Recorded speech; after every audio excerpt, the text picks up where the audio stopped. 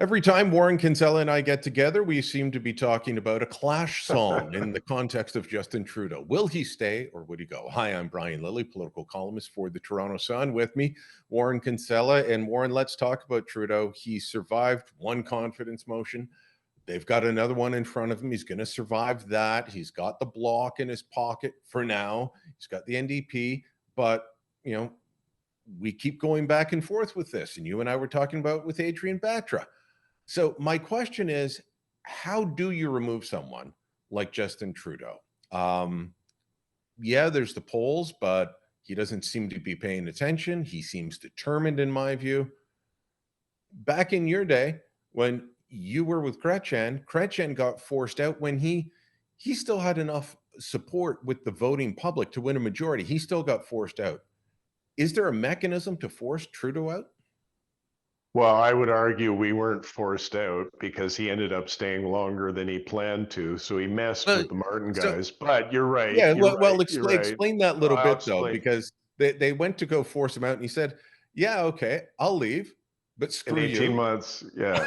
So the mechanism, and it's hard to believe, I think, for people to believe this. Chrétien had won a bigger majority in 2000 with some Irish guy from Calgary leading his war room. He won a bigger majority in 2000 than he did in 97.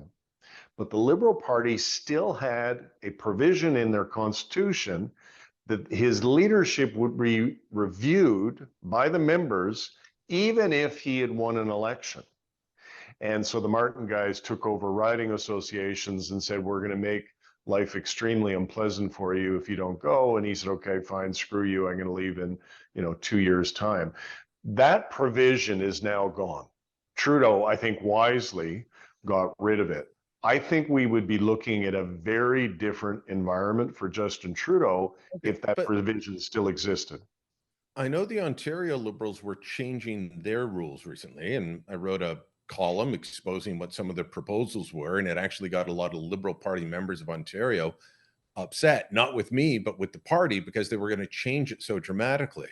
And members I spoke to said, I don't mind getting rid of a provision that says the leader has to face a leader review if you win a majority. Right? If the leader wins a majority, they get to stay. But if you don't win a majority, you should face a leadership review. And they were going to change it at the Ontario level so that you had to lose more than 15% of your seats. Well, right now, that means that, the next election, the Ontario Liberals could go from 9 to 8 back to the minivan party, and Bonnie Crombie couldn't be reviewed. That got stopped. How bad is it at the federal level? Did Trudeau just remodel all the rules to insulate himself from anyone questioning him? Well, no, they can question him. They can question him every Wednesday morning in caucus, if they want to, but that is not happening. I think, the reason why we're not seeing the opposition directed at Trudeau by his fellow Liberals in the way that Chrétien experienced it, Martin experienced it, Turner, all of them have been subjected to that kind of pressure. Pierre Trudeau is the rule change, number one, but also, and this is something else, to be fair to the guy, this was a political achievement. He took the Liberal Party of Canada from third place to first in 2015. That's never happened in my lifetime before, where you've gone from third place to first, and a big majority. So he deserves some credit for that. It had a psychological impact on the people he brought with him to the party, Brian. Those people were all, well, not all of them, but many, many of them were first-time politicians, and they felt that they owed their career to Justin Trudeau. Now they feel like they owe him their pension, because in the way the pension rules work is if you get 6 continuous years, whether you're a cabinet minister or a member of parliament or a parliamentary secretary, you get that, lifetime pension. It's not as good as it used to be, but it's better than any other pension that I'm aware of. And so it's in the interest of those people to let Trudeau hang on, or let the government hang on so that they get their pension. There's roughly 80 MPs currently sitting that if we go to October 25th, 2025, a date around there, then Yep. these 80 odd MPs qualify for the pension. The biggest group of them, by the way, are the Conservatives.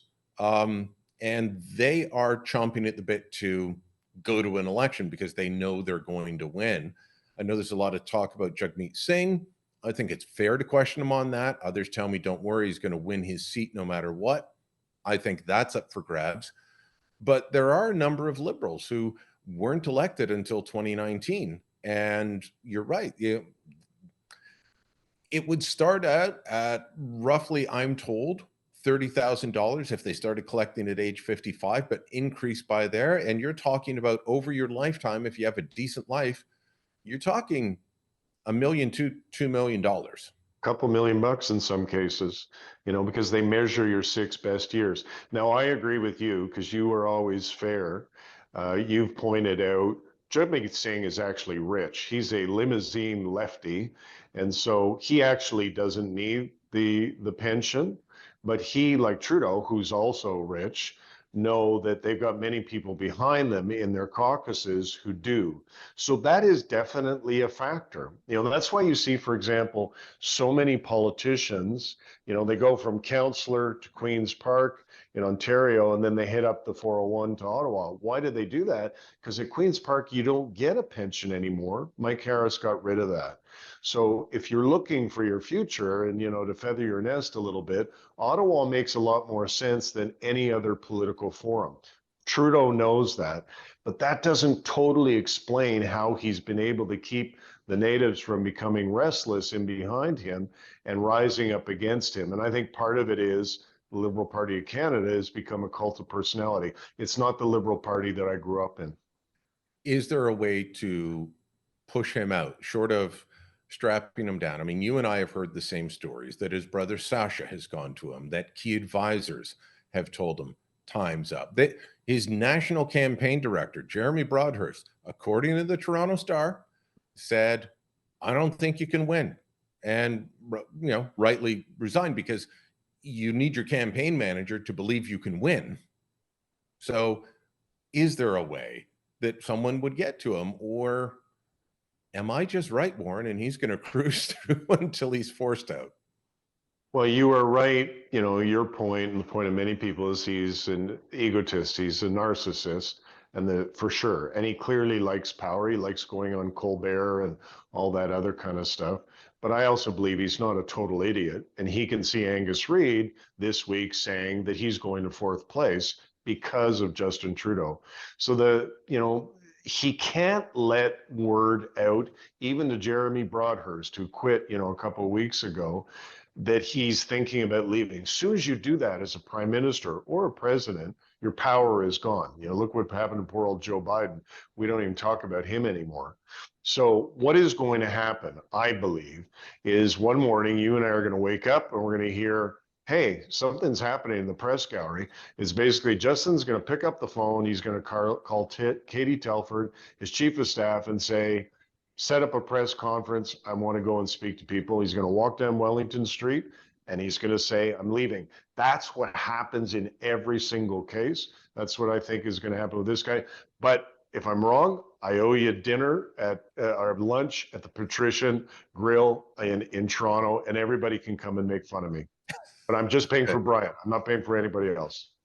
Very, very wise clarification there. We'll put it to the audience. Let us know what you think. Stay or go? Drop a comment down below. Share this on social media. And don't forget to subscribe to our channel.